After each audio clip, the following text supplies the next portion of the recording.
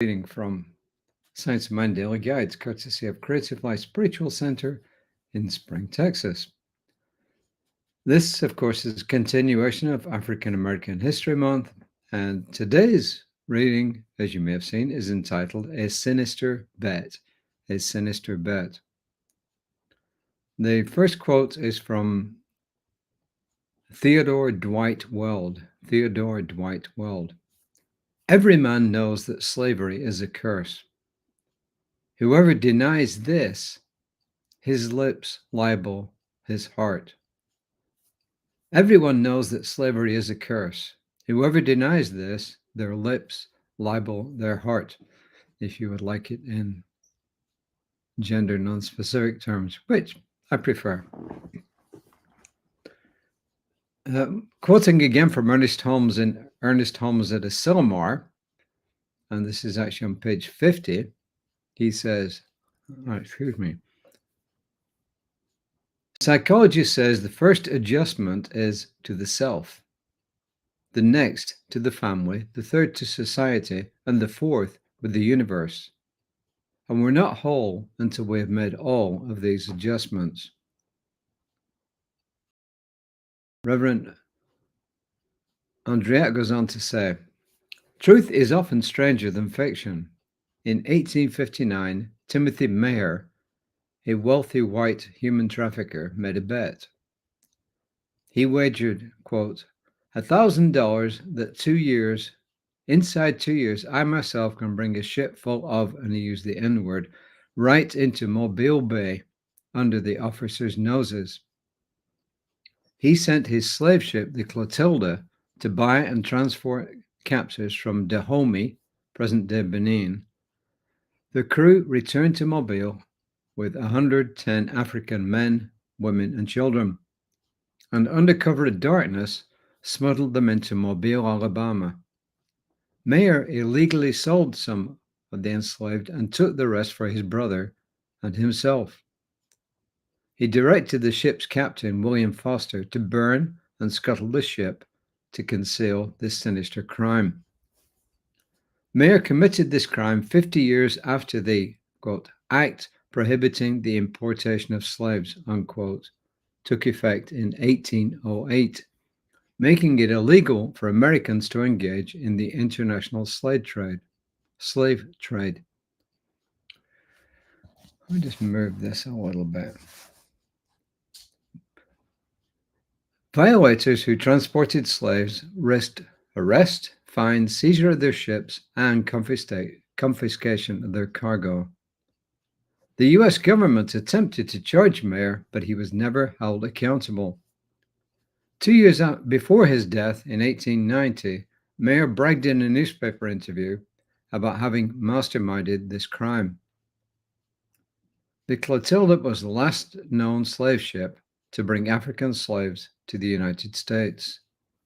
The buried wreckage of this ship was located and retrieved in 2019.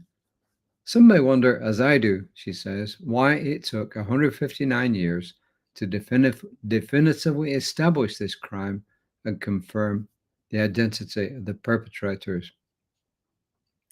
But what this tells me is something on these lines, that you can cover things up for a long time, but eventually it's all going to come out.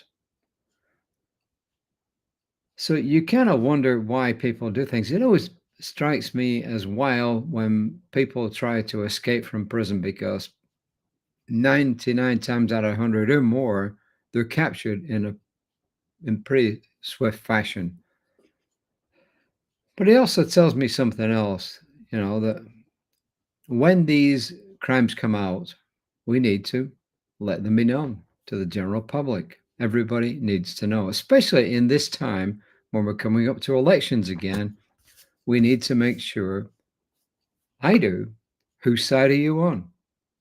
As Juliet said to Romeo, Romeo, Romeo, wherefore art thou, Romeo? In other words, hey, whose side are you on?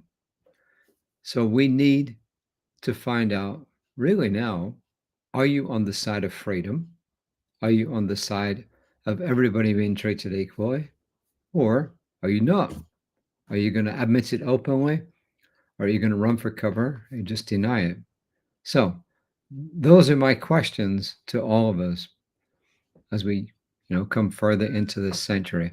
Tomorrow, as I said, I have a guest coming on where hopefully technology works and it's fine, but I do have a special guest coming on tomorrow. So I hope you'll tune in then. It may be later because I have a really, really busy day tomorrow. Hang on one second. Just had to check something. So tomorrow, please pay attention. As I said, it may be later. It may even be 7:30 p.m. Central Time. So it's either going to be earlier or later. And I suspect it's going to be later tomorrow. The affirmation, I am and we are whole, perfect, and complete. I am and we are whole, perfect, and complete. And it needs a little explanation. Nobody's saying that everything is perfect right now, literally. But what we're saying is that on the level of spirit, everything is perfect. And our job is to allow that perfection to come down into this realm of existence that we are on right now. So that's it. Once again, I don't know why this system wouldn't work on my main computer. It works fine on my laptop. I don't know what's going on with the main computer. But anyway, bottom line is we made it. Reverend Lisa will be on tomorrow morning at 9 o'clock, as I said. And if you want to see any of our recordings, they're all there. They're on Creative Life Spiritual Center's page. So please go in there and please check them out. And until next time, and I really, really mean this, please take care of yourselves.